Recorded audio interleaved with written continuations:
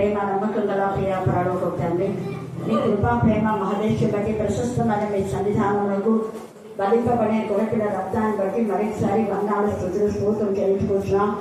ఈ దినం ముందు ఎక్కడ వాక్య పరిచయం జరుగుతుందో అక్కడంతా మీ ఆత్మ కుటుంబాలు ఇప్పుడు దయచేయండి.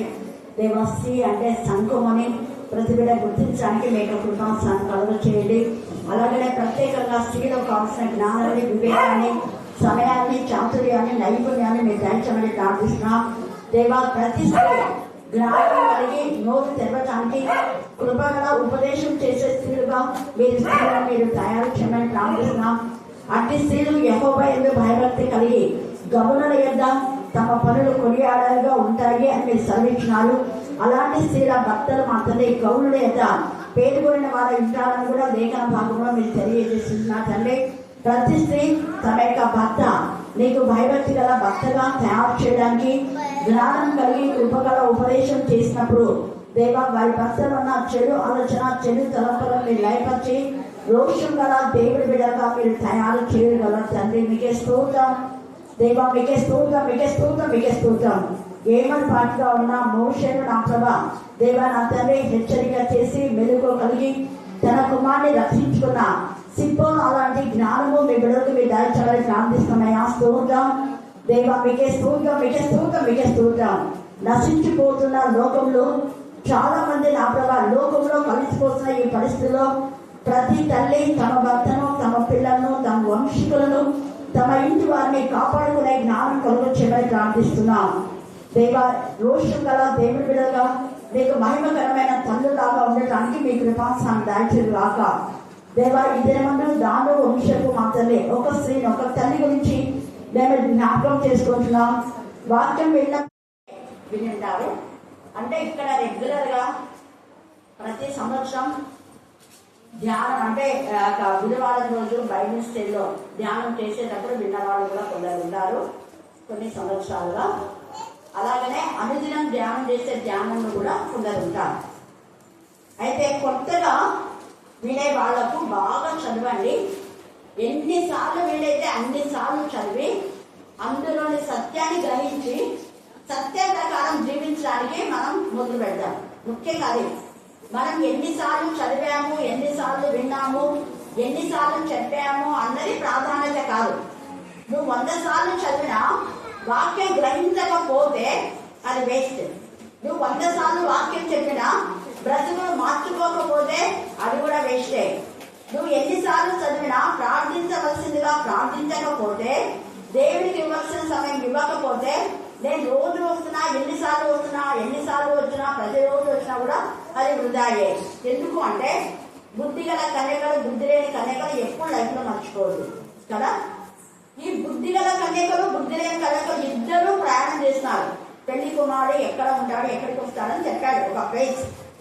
ఆ ప్లేస్ ఇంత దూరం అని ఎవరు తెలియదు. కానీ ఎంత దూరమైనా అందరూ కలిసి, అందరి నుంచి నాకు తెలిసి ఆ 10 మంది ఒక ఫెలోషిప్ లో ఉండి ఉంటారు, ఒక సహవాసంలో కలిగి ఉన్నారు.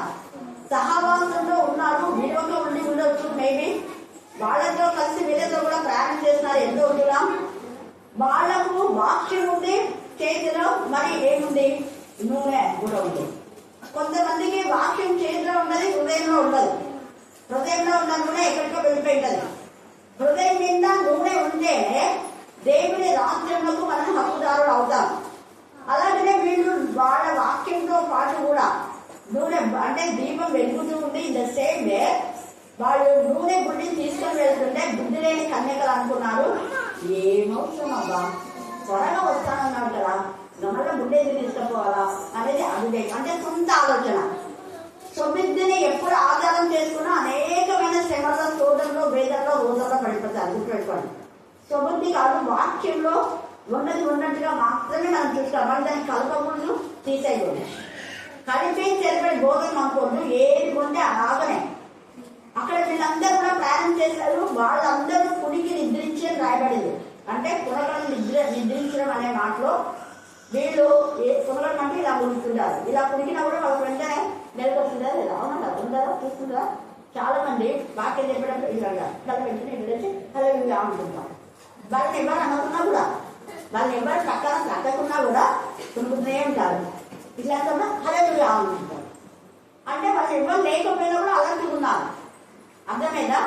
ఒకవేళ పనుల ఇదిని బట్టి కూడా అలాగనే నిద్ర కూడా పక్కన లేపే వరకు లేకుండా ఉండడం కూడా తప్పే. అలాంటి వాళ్ళే ఈ 5 మిగతా 5 రోజులు. కానీ అక్కడ ఆ యొక్క ప్రియుని యొక్క స్వరం విన్నప్పుడు, యేసు ప్రభువు వారి స్వరం విన్నప్పుడు, పెళ్లి కుమారుడు యొక్క స్వరం విన్నప్పుడు అందరూ లేచినారు. వెంటనే ఎంత అలర్ట్గా ఉన్నారు వాళ్ళు. లేచినారు కానీ ఒక్క సెకండ్ తేడాలో దీపాలు సరి చేయడానికి పోతే వాళ్ళ దీపాలు 5 మంది వెలుగుతున్నాయి, 5 మంది ఏమైపోయినాయి, ఆడుతున్నాయి. అంటే యేసయ్య రాకడ సెకండ్ లో ఉన్నది. అలా రోజు వస్తా అంటే అప్పటికంతా మనం అలర్ట్గా ఉండాలి. నేను కొంచెం ఉండి లేట్గా వస్తానులే అనడానికి లేదు. అక్కడ ఎవరైతే సిద్ధపరిచారో వాళ్ళు మాత్రమే లోపలికి వెళ్ళారు. మిగతా బుద్ధి లేని కన్యకలు వచ్చి తల్లు కొట్టి, అయ్యా మీకోసం మేము అక్కడ మా తల్లిని తండ్రిని అన్నదమ్ములు అక్కడప్పుడు అందరూ వదిలిపెట్టి మేము వచ్చామయ్యా, ఇన్ని రోజులు ప్రార్థన చేసినాం, ఇంత వాక్యం చెప్పినా అంత వాక్యం చెప్పినా, మేము ఇంత పరిచయం చేసినాం, మందిరంలో అంత పరిచయం చేసినాం, అన్ని ఏమేమో ఏకలో పెట్టుకున్నారు. అయినా ఏసే ఏమన్నాడు చెప్పాను గట్టిగా, ఇంకా గట్టిగా, అస్సలు మీరెవరో నాకు తెలియదు అన్నారు. అదేంటి దేవా, మేము ఎన్ని సంవత్సరాలు నీకు పరిచయం చేసినాం కదా, ప్రతిరోజు వస్తా ఉండే కదా, రోజు వచ్చిన ఒక క్రమబద్ధమైన ఇది ఉంటే ఆ రోజు ఏమవుతాం. ఎందుకు అంటే మనం ప్రతి దానికి క్రమాన్ని ఏర్పాటు చేసుకుంటాం. ప్రతిదీ ఏదైనా మన దేవుడి మందిరానికి ఎందుకు క్రమం లేదు? అందుకే క్రమం లేనిది అప్పుడు అక్రమం చేయాలా అనే పరిస్థితికి మనం రాకూడదు. ఇక్కడ మనం ఈ రోజు ఈ ధ్యానాంశం ఎందుకు చెప్తున్నాం అంటే, ప్రత్యేక రీతిలో తల్లులు తమ పిల్లలకు ఒక క్రమాన్ని నేర్పించండి. హన్నా ఉంది. హన్నా ఆమె ఒక క్రమాన్ని తన కొడుకు శామ్యూయల్కి నేర్పించి ఎన్ని సంవత్సరాల ముందు మందిరంలో వదిలేసిందన్న చెప్పాలి.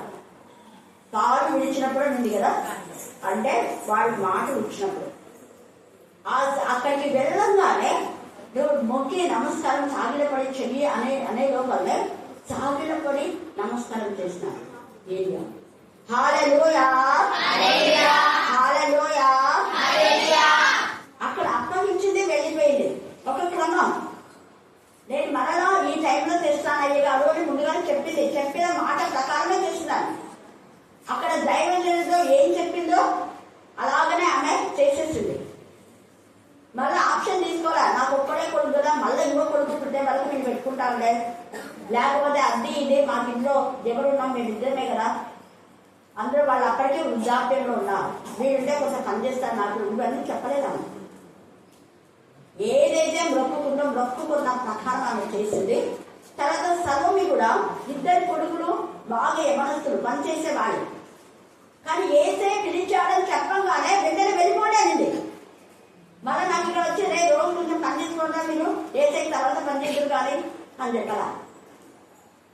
వాళ్ళు వస్తే అది, కానీ ఎప్పుడు 24 గంటలు ఏసైతోనే ఉన్నాం. సమర్పణ అన్నది హృదయపూర్తిగా ఉండాలి. సమర్పణ అనేది ఒక క్రమంగా ఉండాలి. మళ్ళీ మధ్యన మీరు ఇంటికి రండి మళ్ళీ పోండి చెప్పలేదని ఒక సమర్పించుకుంది. సమర్పణ అదే అది. ఇక్కడ ఈ దాను వంశంలో కూడా దేవునికి మహిమకరంగా ఉన్నారు వాళ్ళు. ఆ వంశాన్ని చూస్తే చాలా సంవత్సరాలుగా దేవుడికి రోషంగా దేవుడి విలువగా ఉన్నారు. తర్వాత దేవుడి విరోధంగా తప్పు చేశారు, దేవుడి బాధ పెట్టే పని.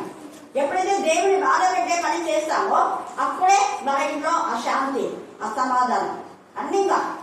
నీకు ప్రజెంట్ పరిస్థితిలో నీకు ఏదైతే నువ్వు పొందుతున్నావో దాన్ని బట్టి నువ్వేం చెప్పుకోవాలి అంటే, నువ్వు ప్రజెంట్ గా దేవుడికి సహవాసంలో ఇష్టంగా ఉన్నావా, విరోధిగా ఉన్నావా. ఇష్టమైన వాళ్ళకు ఏమైతుంది మీరే కానీ, ఆయనకి ఇష్టమైన మనుషులకు ఏముంటది గట్టి చెప్పండి, ఇంకా గట్టిగా.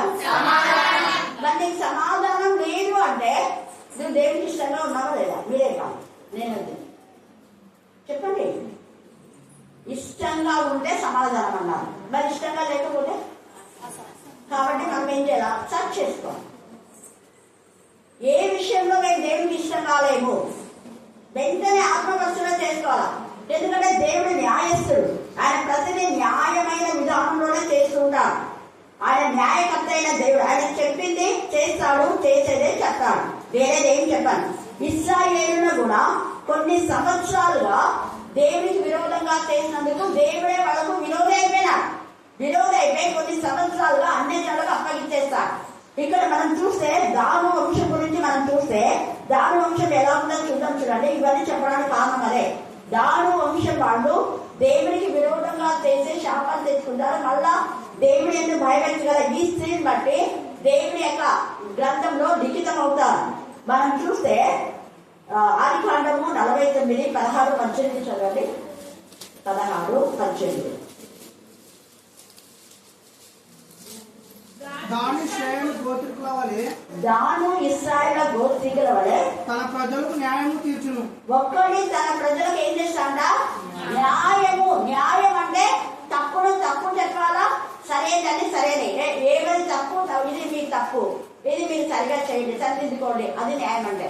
తర్వాత దాని త్రోవలో సర్పముగాను, దాను త్రోవలో సర్పంగాను, దారిలో కట్ల పాముగాను ఉండును. దారిలో కట్ల పాముగాను. కట్ల పాము ఏం చేస్తుంది చెప్పాలా? న్యాయం తప్పితే ఇదే జరిగేది.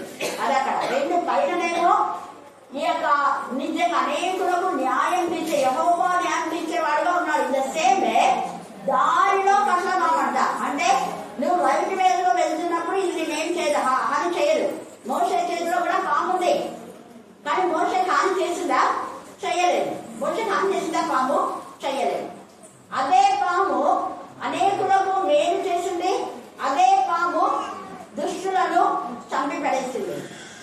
ఆయన వాడు కూడా శకునగాను కూడా పాములను అన్నింటినీ రప్పించాడు. ఇక్కడ మోషే పాములను ఇక్కడ వదిలేసినాడు. ఆ మోషే పామును చూసి వాడు శకునగాను కూడా ఎన్నో పాములను రప్పించినాడు. కానీ ఆ పాములన్నింటినీ ఈ పాము ఏం చేసింది?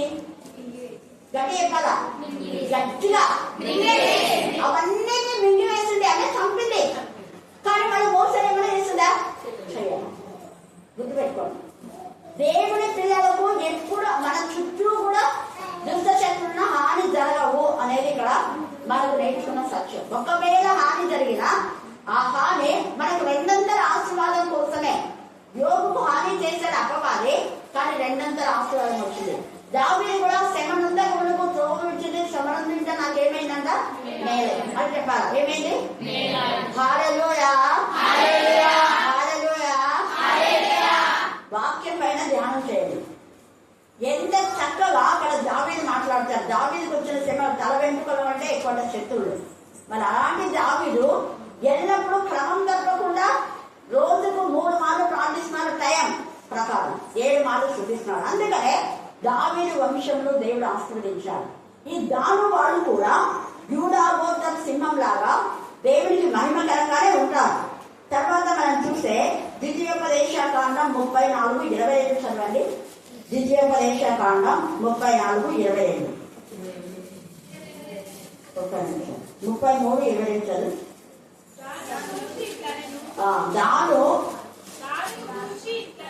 దాని గురించి ఇట్లా నేను దాని సింహపు పిల్ల అది బాషాను నుండి దుమ్మికి దాటును. అది బాషానులోని దుమ్మికి దాటును. ఇంకా చదవండి. నప్తాలిని గురించి నప్తాలి, దాను, వీళ్ళంతా కూడా గాదు, దాను, నప్తాలి వీళ్ళందరూ కూడా తర్వాత మీరు చదువుకోండి.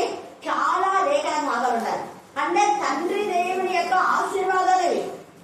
ఇశ్రాయేలును తన తండ్రి అయినటువంటి ఇశ్రాయేలు యాకోబు తన పిల్లలను ఆశీర్వదించినటువంటి విధానం ఇది. ఏ విధానం అంటే దానుడు మీలాగా ఉంటావు అని చెప్పి ఆశీర్వదించాడు. అలాగే దేవుడు కూడా చేశాడు. బాషానులోంచి ఒక సింహం లాగా, సింహానికి ఎప్పుడు విజయమే, వీళ్ళకు కూడా ఎప్పుడు విజయమే. కారణం దేవుని పైన ఆనుకొని జీవించాలి. అలాగే ఉన్నటువంటి యొక్క వంశము దేవునికి విరోధమైన విధానంలో చేస్తారు. మీరు తర్వాత న్యాయాధిపతుల్లో చదివితే అక్కడ కూడా లేవీయుడు ఉన్నాడు.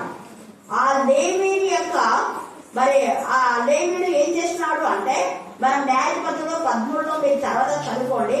13వ అధ్యాయంలో సంస్థల గురించి ఉంది. తర్వాత 19వ అధ్యాయంలో ఇంకొక వ్యక్తి గురించి రాయబడింది.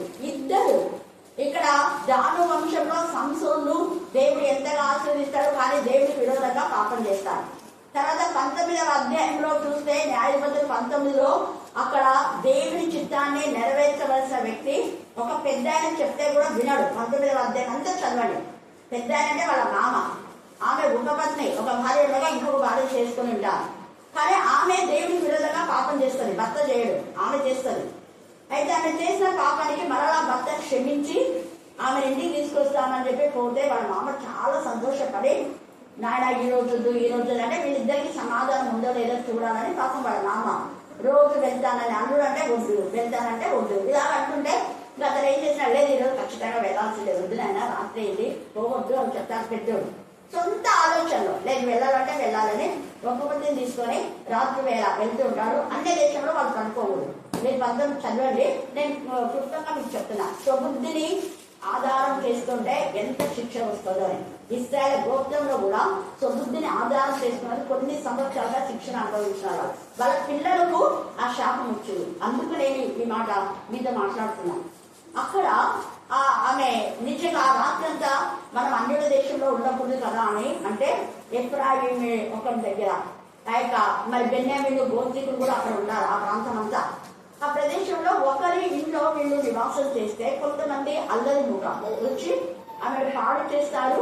ఆమె అలా గడప దగ్గర పడేసిపోతే పొద్దునే భర్త లేచి మనం పోదాం పదా అని ఆమె బ్రతికే ఉండదు అనుకుంటాడు. కానీ ఆమె చచ్చిపోయేది. అప్పుడే అర్థమైపోతుంది దానికి. ఆమె 12 ముక్కలు చేస్తారు. ఒక్కటి కాదు, 12 ముక్కలు తన భర్తనే. అంటే భర్త అక్కడ ఖచ్చితంగా కాదు, చేసింది అక్కడ తప్పు, పొరపాటు. 12 ముక్కలు చేసి ఆ 12 ముక్కలను ఆమె ఎప్పటికే చనిపోయింది. 12 ముక్కల్లో ఎక్కడికి పంపించేస్తారంటే ఇశ్రాయేలు 12 గోత్రాలు పంపిస్తారు. నా ఉపపత్రికి లాగా మీరు చేశారు మీ గోత్రికులో, వాడు ఎవరో మీరు తెలుసుకోండి అంటే అప్పుడు ఒక గోత్రం బయటపడుతుంది. ఆ గోత్రం అక్కడ వెలివేస్తారు. ఎందుకు ఈ మాట చెప్తున్నా అంటే ఆమె చేసిన అవివేక పనికి, ఆమె దేవుడికి విరోధంగా పాపం చేసి తన తల్లి ఇంట్లో ఉంటుంది. తల్లి ఇంట్లో ఉన్నందువలన మళ్ళా తన ఇంటికి తీసుకొద్దామని భర్త పశ్చాత్తాపడి, కానీ ఇక్కడ వీళ్ళిద్దరు చేసిన తప్పు ఇద్దరిని తప్పండి. పెద్ద అని చెప్పినాడు పగటి వేళ వెళ్ళొచ్చు, కానీ రాత్రి వేళ వెళ్ళడం ద్వారా అక్కడ ఏమైపోతుంది, వీళ్ళు చేసిన తప్పు ఒకటి, ఆమెను పాడు చేసిన వ్యక్తులు ఒక వంశం అంతా తుడిపేస్తారు. ఆ వంశాన్ని గోత్రంలో లేకుండా చేసేస్తారు. ఎంత ఇక బెన్యామీన్లో గోత్రము నిషేధించబడుతుంది.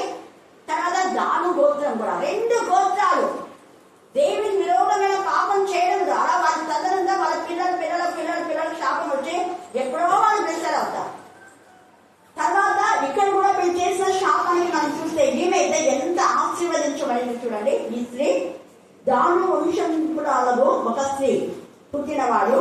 వాడి తండ్రి తూరు సంబంధమైన వాడంట. తండ్రి ఎంత మంచివాడు. తూరు వాళ్ళ గురించి ఏసైనా చెప్పాడు, అయ్యో కొరాజీన, అయ్యో వేసేదా మీ మధ్య చేయబడ్డ సూచక్రియలు తూరు సీదోను వాళ్ళకి చేస్తే వాళ్ళు పూర్వమే మారు మన గోడ పడ్డ కొట్టుకొని గూడె వేసుకొని మారు మంచి పొందిండ్రు.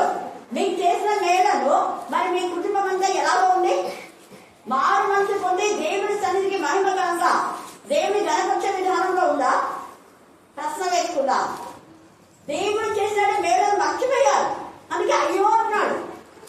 అయ్యో మీకంటే వాళ్ళు మేలు, అయ్యో మీకంటే ఫలానా వాళ్ళ మేలు అనేలాగా దేవుడు అంటే ఎలా ఉంటుంది మన తెలుసుకుడు.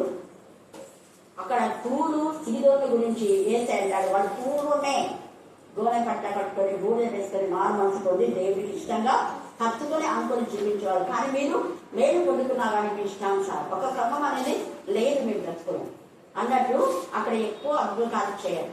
హల్లెలూయా, హల్లెలూయా, హల్లెలూయా. నెక్స్ట్ మన అనుదిన ధ్యానంలో లూకాసు వార్త దగ్గరికి వస్తే ఈరోజు స్త్రీలకు ఉన్నాం కాబట్టి ఈ అంశం తీసుకున్నా. అక్కడ మళ్ళా అదే దురాత్మల గురించి రాయబడింది. నెక్స్ట్ వీక్ మనం ధ్యానం చేస్తున్నాం, లేదా గురువారం రోజు. ఇక్కడ ఈ యొక్క తూరు వంశమే వేసుకున్నటువంటి వాళ్ళ తండ్రి దేవుడికి ఇష్టంగా ఉన్నాడు. అంటే యేసు ప్రభు చేత మెప్పు పొందినటువంటి వంశీక ఆ ప్రాంతంలో చెందినవాడు. ఈ దాను ఈ స్త్రీ ఈమె ఎలాగంటే దేవుడి భయభక్తి గల స్త్రీ కాబట్టే వీళ్ళిద్దరు కలిసి తన కుమారుని ఇష్టానుసారంగా పెంచలేదు. తన కుమారుని దేవుడికి విరోధమైన విధానంలో అక్కడ ఇక్కడ ఆట ఆడడానికి పంపించలేదు. ఎన్ని టాలెంట్స్ ఉన్నాయి చూడండి. అక్కడ తల్లి తండ్రి యొక్క శ్రమ వృధా కాలేదు. ఎన్ని విధాలుగా విద్యను నేర్పించాడు. తల్లి అయిన ఎక్కలేదు కూడా తన భర్త లేకపోయినప్పటికీ తన కుమారుడికి అనేకమైన విద్య నేర్పించింది. సకల విద్యను మోసే నేర్చుకున్నాడు. మోసే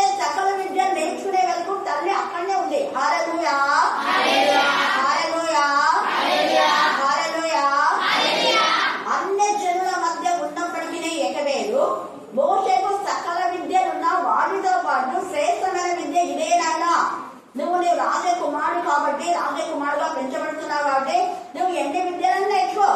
ఆ విద్యలన్నీ నువ్వు నేర్చుకునే దైవికమైన విద్యలో సున్నావి. అప్పుడే చెప్పినాను, నువ్వు నేర్చుకునే విద్యలన్నీ సున్నా. కానీ నేను నీకు నేర్పాను చూడు విద్య, అదే దేవునికి ఇష్టమైంది. సేమ్ ఆ తల్లి నేర్పిన బోధ ప్రకారమే మోషే కూడా ఐగుప్తు ధనం కంటే క్రీస్తు విషయమైన నింద నాకు గొప్ప భాగ్యం అని అల్పకాలము పాపభోగులు అనుభవించిన కంటే దేవుని పిల్లలతో శ్రమ అనుభవించడం మేలని నేను ఇక్కడ వచ్చానని అనుకుంటే అన్ని వదులుకోండి. హల్లెలూయా హల్లెలూయా హల్లెలూయా. యేసు ప్రభుల వారికి ముంగుచ్చు మోషే కూడా. అందుకని అన్ని వదులుకొని వేసే రిక్తుడే మన దగ్గరికి వచ్చాడు. ఎన్నిసార్లు ఎంతమంది ఎంత విధంగా మోసే గురించి చదువుకున్నారు, గురుకున్నారు ఇష్టాంతాలుగా. ఒకడు అరే నువ్వు చేయొద్దా అంటే నువ్వేది నాకు చెప్పేది అన్నట్టు అన్నారు కూడా. అరే మీరు ఎందుకు ఇలాగా గుడపడుతున్నా అంటే నిన్న వాళ్ళు చంపలేదా, నువ్వు నన్ను కూడా చంపడానికి వచ్చినావా. అయి బాబాయ్ వీళ్ళకి మంచి చెప్తే కూడా చెడులాగా అయిపోతుందని మన పారిపోయినాడు పాప కొన్ని సంవత్సరాలు. మళ్ళా వాళ్ళ ప్రజల దగ్గరికి వచ్చి వాళ్ళను చీకటి నుంచి విడిపిస్తే వాళ్ళు మోసే పైన తిరుగుమన్నారు. ఈ రాత్రి మనం ఎలా ఉన్నాం?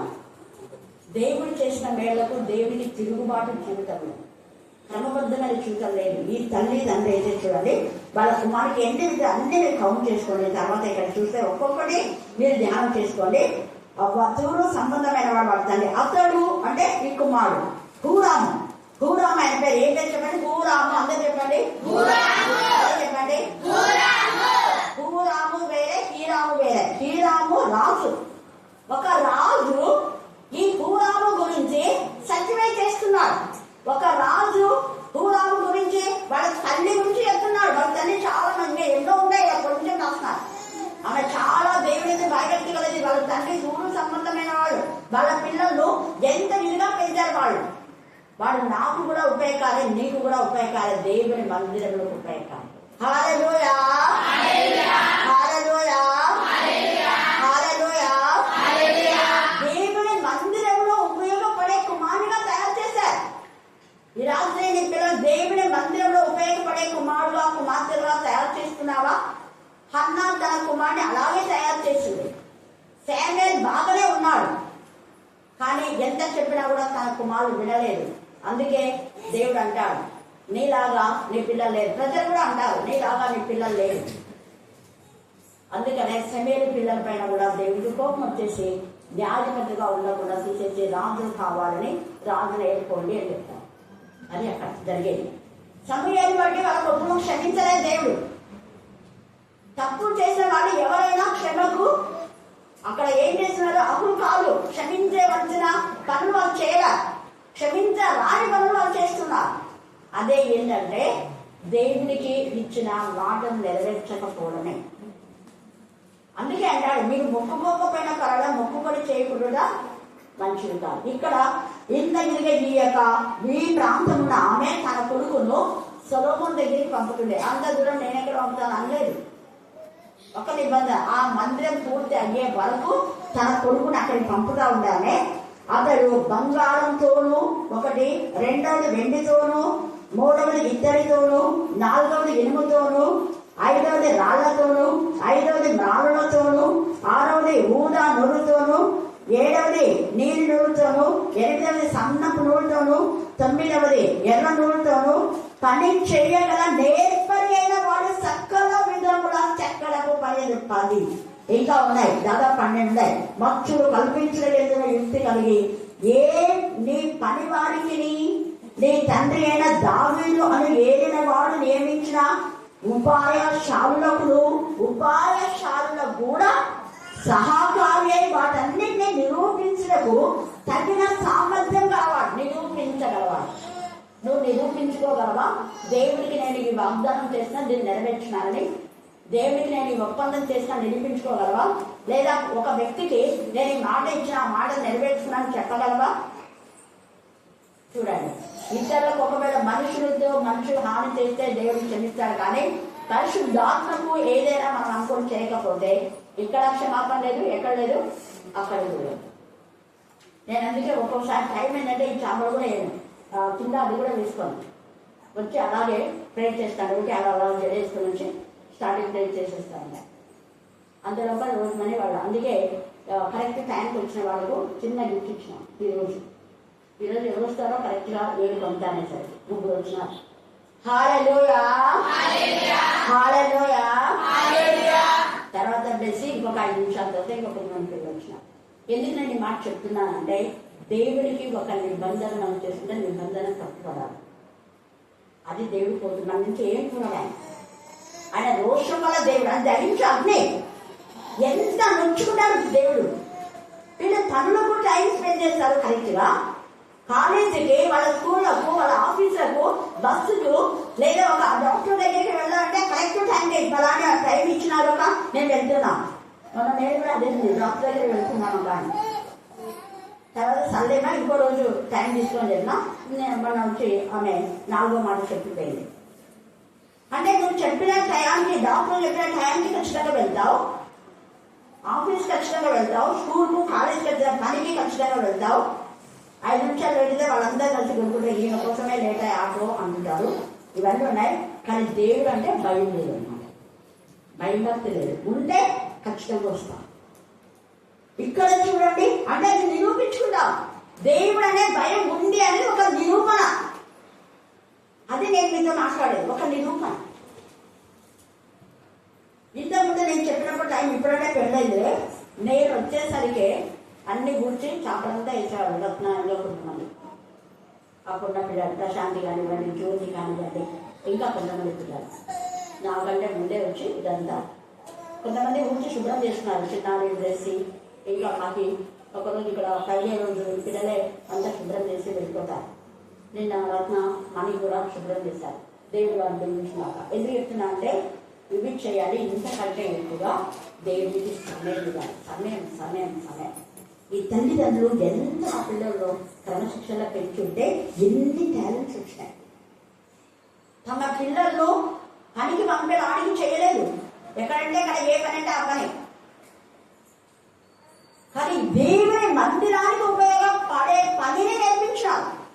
చూసారా, ఇవన్నీ మందిర పనులు ఇళ్ళకు కూడా ఉపయోగపడించు. మేబీ పెద్ద ఇళ్ళకు కూడా ఇతను ఉపయోగపడించవచ్చు. కానీ ఇప్పుడు ఎంత ఇదిగా రాజు సర్టిఫైడ్ చేసి ఇతను దేవుని మందిరానికి సరిపోయి. ఎవరంటే ఎవరు దేవుని మందిరానికి సరిపోదు. మనం చూస్తే నిర్గమకాండంలో బెసలేలు దేవుని జ్ఞానాత్మతో దేవుని ఉంచారు. అక్కడ కూడా బెసలేలు కరుణాపీఠం చేయడానికి చాలా మంది పరిశుద్ధులైన వాళ్ళే, ఏర్పరచబడిన వాళ్ళే, ప్రత్యేకించబడిన వాళ్ళే. ఎవరి పడితే వాళ్ళని దేవుని మందిరంలోకి అలౌ చేయాలి. ఇక్కడ రాజు సర్టిఫైడ్ చేసినారు కాబట్టి సొలొమోను ఏకీభవించారు. కారణం వీళ్ళు దేవుని ఎందుకు భయభక్తి గల వాళ్ళే ఈ కుమారుని దైవికమైన విధానంలో పెంచి ఈ విద్యలని. అయితే ఈ రాత్రి తల్లులతో దేవుడు మాట్లాడుతున్నారు. మీ పిల్లలకు అంగలాంతో విద్య నేర్పుతుంది.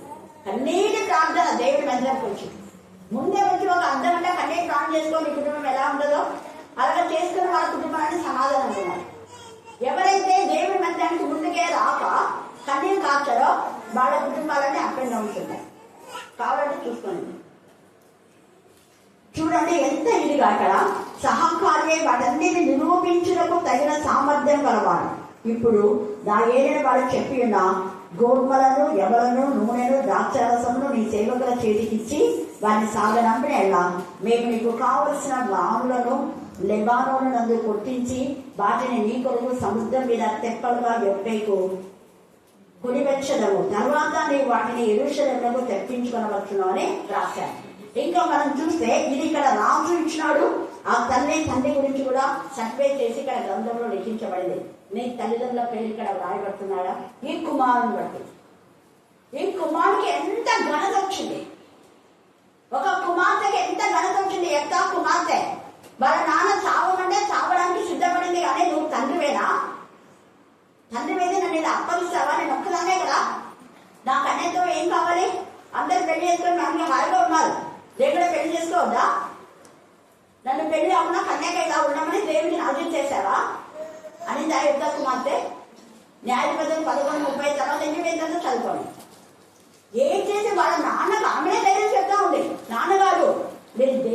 ఒప్పందం చేసుకున్నాం దేవుడికి. ఏమనుకున్నారు మీరు? దేవుడికి ఒప్పందం అంటే అశమశ అనుకున్నారా? నేను ఒక్కదానైనా పర్వాలేదు అనగాను, మీరు ఏం చేస్తున్నారు అలాగనే చేయండి. ఎంత బాగా చెప్పిన విధానంలోనే మీరు చేయండి నాన్నగారు అని చెప్పేసి ఆమె అక్కడికి వెళ్ళి, ఎక్కడికి? నేను పోయి దేవుడి ఆత్మతో శక్తితో నింపబడాలని చెప్పేసి ఆమె ఆ యొక్క ప్రాంతంలో వెళ్ళ కొండ దగ్గరికి తన యొక్క స్నేహితులతో వెళ్ళి దేవుడి దగ్గర ఒప్పందం చేసుకునేది. ప్రభా, ఎట్టి పరిస్థితిలో నేను చేసుకున్న ఒప్పందాన్ని నేను కలిగిపోకూడదు ప్రభా, ఒప్పందాన్ని నెరవేర్చే విధంగా నన్ను చేయండి అంటే ఆ ఒప్పందాన్ని ఇప్పటికీ కూడా చేస్తున్నారు. ఆ ఆనవాయితే సమ్మక్క సారకని ఇక్కడ చేస్తున్నారు. తెలియదు అక్కడ ఆమె కోసం కన్యకలంతా కండలు చేసుకున్నారు. సేమ్ అదే కన్యకలు నమ్స్ తయారయ్యారు. ఆ యొక్క ఒప్పందం ప్రకారం ఆమె ఏ విధంగా పరిశుద్ధమైన కన్యకగా దేవుడికి నాశనం చేయబడిందో మదర్ తెరీసా నుంచి అనేక మంది స్త్రీలు పరిశుద్ధమైన కన్యకలుగా నాశనం చేయబడినారు. ఒకరు చేసిన మంచి తగ్గి చూడండి. తర్వాత మనం చూస్తే దెబోరా లప్పీదోతుకు భార్య, ఒక ఇంటి ఇల్లాలు, ఆమె కూడా పిల్లలు ఉన్నారు. అలాంటి ఆమె ఇశ్రాయేలులందరికీ తల్లిగా ఆదరిస్తున్నాడు. ఒకరి కాదు. నేను న్యాయాధిపతి 5 మీరు చదువుకోండి, అక్కడ తేలిగా ఉంటుంది. ఇశ్రాయేలులకు ఆమె న్యాయాధిపతి, లప్పీదోతుకు భార్య, ఇంటి ఇల్లాలు ఆమె, ఆ పిల్లలకు తల్లి. అంత మాత్రమే కాదు, ఇశ్రాయేలులకు తల్లిగా ఉండగమునుకో అని మాట్లాడతారు 5వ అధ్యాయంలో. మీరు తల్లి చదువుకోండి న్యాయపతిని. అంతమందికి తల్లిలాగా ఆదరించి ఇన్ ద సేమ్ వే దేవుడి పని కోసం భర్తను పిల్లలను అందరినీ వదిలిపెట్టి దేవుడి పిల్లలకు న్యాయం చేకూర్చడానికి ముందుకు వెళ్తారు ఒక స్త్రీ. హల్లెలూయా, హల్లెలూయా, హల్లెలూయా, హల్లెలూయా. దేవుడి పనికి ఇక్కడ మీ తల్లిదండ్రులు తమ కుమారుని సమర్పించుకున్నారు. దేవుడి పనికి ఒక ఇంటి ఇల్లాలు భర్త పిల్లలను వదిలి దేవుడి పని కోసం యుద్ధం. అయ్యే నా పిల్లలు నేను యుద్ధానికి పోతే అక్కడ చచ్చిపోతే నా భర్త ఎట్లా, నా పిల్లలు అస్సలు ఆలోచించలేదు దేవుడు. అక్కడ బారోను సైన్యాధిపతి ఎంత మంచిగా అన్ని యుద్ధాలు చేయాలి. అతను దెబ్బరా నువ్వు వస్తావా, మరి నువ్వు వస్తే నేను వెళ్తా అంటే ధైర్యంగా నేను కూడా వస్తాను అని చెప్తాను. అయ్యే ఎలాగా భర్త ఉన్నారు, పిల్లలు ఉన్నారు, ఎలా రావాలి నేను? అక్కడ చనిపోతే నా భర్తలే కాదు, నా పిల్లలే కావాలా? అస్సలు ఆలోచించాల. దేవుడికి మనం చేస్తే దేవుడు ఎప్పుడు అన్యాయిస్తున్నారు. ఇది గుర్తుపెట్టుకోండి. ఈ రోజు ధ్యానాంశం అదే. ప్రతి స్త్రీ తన పిల్లలకు దేవుడికి మహిమకరంగా పెంచాలి. అన్నా పెంచింది, ఎగవేది పెంచింది. 3 పిల్లలు దేవుడికి సమర్పించింది. 3 పిల్లలు దేవుడి మందిరంలో పరిచయం చేయడానికి అప్పగించేసింది. నా పని చేయాలిగా మీరు ఆడిపోయింటే ఎట్లా చెప్పలేదు. నా పని చేసి డబ్బులు తీసుకొచ్చి పెట్టండి నాకు అని చెప్పాలా. నా పురుగు పోయి డబ్బులు ఇచ్చి నాకు ఇవ్వండి అని చెప్పాలా. దేవుడి తనకి సమర్పించింది. తను ఒంటరిగా ఏ విధానంలో తను పరిచయం చేస్తుందో మనకు తెలియదు, దేవుడికే తెలియాలి. ఈ యొక్క సమయంలో ఎలా ఉన్నాం మనం? ఇంకా చాలా మంది ఉన్నారు తండ్రులు. మనకి ఇప్పుడు టైం లేదు కాబట్టి కొందరు నిల్జాబేతు అరణ్యంలో ఒంటరిగా తన కుమారుడు పెంచింది. ఎన్ని విద్యను నేర్పించింది. దావీదు రచయిత, ఆయన మంచి సింగర్ కదా, వీణ వాయిస్తాడు, చాలా ఉన్నాయి, డ్యాన్స్ చేస్తాడు, ఎన్ని విలువిద్యలు ఉన్నాయి. ఒక గీతం పాడేటువంటి 6 పద్యాలు మాట్లాడు. ఎన్ని టాలెంట్స్ అంటే అన్ని టాలెంట్స్ ఉన్నాయి దావీదుకి. ఆయన ఒక తల్లి దగ్గర కాదు, ఒక తల్లి వదిలేసినాడు, కానీ తల్లి ఇవన్నీ నేర్పించింది. నిజాబేత్ ఒంటరి జీవితంలో అందరి చేత నిషేధించబడింది. భర్త వదిలేసి అక్కడ వదిలిపెట్టేశాడు అరణ్యంలో. నీ ద్వారా సన్నిధి సభలో నాకు కొంత ఆటంకం వస్తుంది అని. కానీ సిరియా వాళ్ళ అక్క కూడా దావీదును దైవికంగా పెంచింది. హల్లెలూయా, హల్లెలూయా. కాబట్టి మనము మన పిల్లలు ఎలాగ పెంచుతాం? దేవుని మందిరంలో బాధపడే పిల్లలుగా దేవుడు ఈ తల్లి ఆమె పేరు లేదు, కానీ ఎంత కవిత చెప్తుంది. అక్కడ దేవుని మందిరం కట్టడానికి ఎంత ఉపయోగపడ్డాడు ఈ వ్యక్తి. పూరామును వారి తల్లిని వారి తండ్రిని దేవుడు ఆశీర్వదించాడు. మనం ఈ రోజు నీతిమంతులైన వీళ్ళని జ్ఞాపకం చేసుకుంటున్నాం. పరం నుంచి వాళ్ళ దృష్టిని కూడా మనకు మన కుటుంబాలకు కలగొచ్చింది దాకా. ఆమేన్, ఆమేన్, ఆమేన్. చివరి ప్రార్థన. ఇది మా ప్రభా ప్రత్యేక రీతిలో మీరు మాతో మాట్లాడిన ప్రతి మాటను బట్టి మీకు అనేకమైన కృతజ్ఞత స్థితులు స్తోత్రంలో ప్రభా. అవును ప్రభా, వారి వంశము వారి యొక్క సంతతి వర్ధిల్లడానికి కారణమైన స్త్రీల గురించి మేము తెలుసుకోగలిగాం ప్రభా. అందరూ బట్టి మీకు వందనాలు, కృతజ్ఞత స్థుతులు స్తోత్రాలు ప్రభా. బిడ్డల యొక్క జీవితాలు ప్రభావవంతమైనవిగా ఉండడానికి కారణం స్త్రీ పాత్ర ఎంతో ఉన్నతమైనదని అయ్యా, ఆ పాత్రను మీరు ప్రభా అప్పగించారని అయ్యా మేము గుర్తించుకున్న ప్రభా తల్లులంగా అయ్యా మా వంశంలోని పిల్లలను ప్రభా అనేకమైన విద్యలలో ప్రభా మీ యొక్క ప్రభా జ్ఞానంతో పెంచే జ్ఞానం మాకు మా తండ్రి స్త్రీలకు దయచేది ప్రభా. మీకు అనేకమైన వందనాలు, కృతజ్ఞతాస్తుతులు. జ్ఞానము కలిగి మా గృహాలు కట్టుకోవడానికి మాకు సహాయం దయచేది. పరిశుద్ధుడా మీకు వందనాలు, కృతజ్ఞతాస్తుతులు, స్తోత్రాలు చెల్లించుకుంటున్నాం. మా పిల్లలను ప్రభా అయా వంశంలో ప్రభా తండ్రి ఏసయ్య వర్ధిల్ల చేసే వారిగా ప్రభా అయ్యా వారిని మీరు ఉన్నతమైన స్థానంలో ప్రభా తండ్రి ఈనాడు మేము పురాల గురించి నేర్చుకున్నట్టుగా మీరు తనకి ఇచ్చినటువంటి అయ్యా మంచి సుగుణాలు తనకి ఇచ్చిన నైపుణ్యం ప్రభా వాటన్నింటిని ప్రభా నీ మందిరపు చక్కటి విషయంలో ప్రభా సమర్పించుకోగలిగారు. అవును ప్రభు, మా బిడ్డల తలాంతులు తలంపులు నైపుణ్యాలన్నీ ప్రభా అయ్యా అన్ని పరిచయ నిమిత్తమే వారిని షేమ్ చేసే జ్ఞానాన్ని మాకు దయచేయండి ప్రభా. మీకు అనేకమైన కృతజ్ఞతాస్తుతులు స్తోత్రంలో చెల్లించుకుంటున్నాం. ఇక్కడ చేరిన ప్రతి చిన్న బిడ్డలు యవన బిడ్డలు అందరూ ప్రభా వారి నైపుణ్యాలు తలంతులు ప్రభా వారికి ఇచ్చిన జ్ఞానము వివేకం అన్నీ ప్రభా అయ్యా మేము నీ కొరకే సమర్పించుకోగలటువంటి సమర్పణ జీవితం ఊరులాగా ప్రభా నీ కొరకు మేము చేయగలిగే నేర్పు మాకు దయచేయమని ప్రార్థిస్తున్నాం తండ్రి. అయ్యా మీకు వందనాలు, కృతజ్ఞతాస్తుతులు స్తోత్రాలు చెల్లించుకుంటూ అయ్యా ఈ రాత్రికాల